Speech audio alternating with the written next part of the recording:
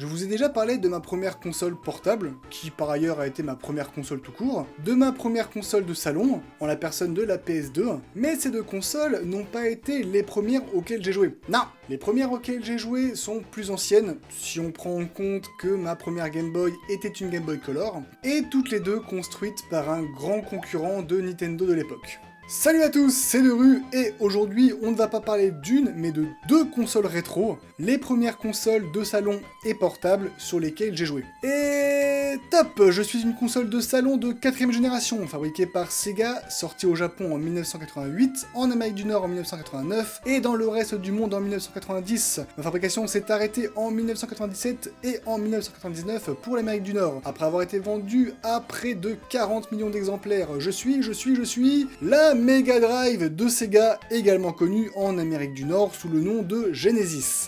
Cette console, en plastique noir, accueillant des cartouches de jeu, dispose d'un switch on-off, d'un bouton reset, d'un potentiomètre permettant de régler le volume des écouteurs, d'une sortie jack et de deux prises pour manette. Pour ce qui est des manettes, il en existait deux types, toutes deux ayant cette forme très particulière de 2001, propre aux manettes de Mega Drive, une version à 3 boutons d'action et une version à 6 boutons d'action, dont vous pouvez voir une pâle copie à l'écran. Pour ce qui est des cartouches, voyons un peu ce que nous avons. En parallèle des boîtes en carton de chez Nintendo, et plus tard des boîtes de CD ultra fragiles de la PS1, nous avons ici une boîte rigide en plastique, protégeant une cartouche de jeu de taille ma foi plutôt réduite. À ne pas confondre avec les boîtes de jeux Master System, comme je l'ai fait lorsque je les ai sorties des cartons. Si j'ai connu cette console tôt et si j'ai pu y jouer alors que j'ai acheté celle-ci que très tardivement, c'est parce que pas mal de monde autour de moi, comme mon cousin ou des copains de primaire, l'avaient. Et si je l'apprécie autant, c'est plus par nostalgie, parce que même si la bibliothèque de jeux Mega Drive était très vaste, avec des jeux comme les jeux Batman, Spider-Man, les Sonic, Street of Rage, sur lesquels j'ai passé beaucoup de temps, Aladdin, The Revenge of Shinobi, Altered Beast, Road Rage 2, et de nombreux autres, il y avait également deux sacrés merde dont le joueur du grenier a parlé, comme les Schtroumpfs, École de Fin ou Cette Daube.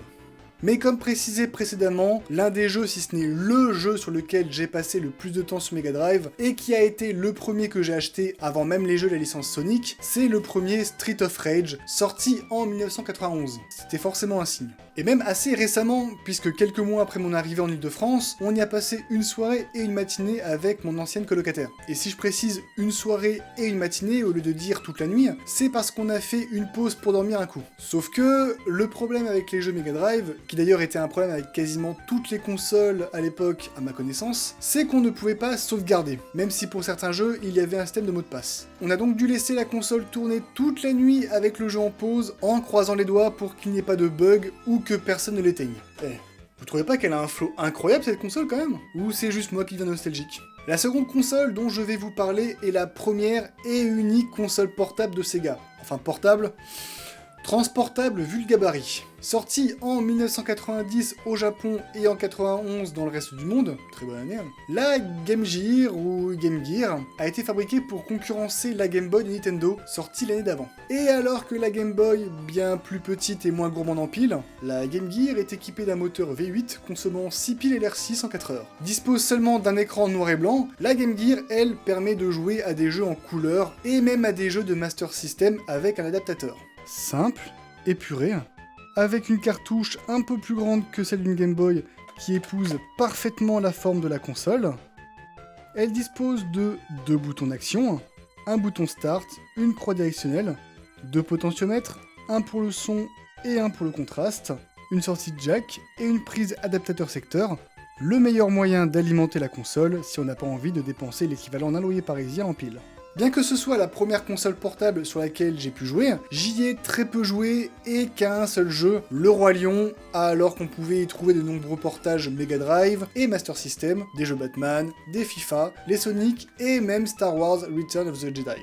J'avais déjà évoqué le fait que les consoles rétro, contrairement aux consoles actuelles, avaient leur gameplay propre à chaque console, même si déjà à l'époque, on pouvait trouver des portages de jeux à licence sur plusieurs consoles. Mais je pense plutôt qu'avec le temps, je suis juste devenu nostalgique de ces consoles, surtout des consoles Sega qui sont quand même les consoles de mon enfance. Peut-être que dans 10, 20 ans, alors que tout le monde portera des casques de réalité virtuelle pour naviguer dans le métaverse, certains diront de la PS4, PS5 ou Xbox Series X que c'était de bonnes consoles avec leur gameplay propre et passeront à leur tour pour des vieux cons.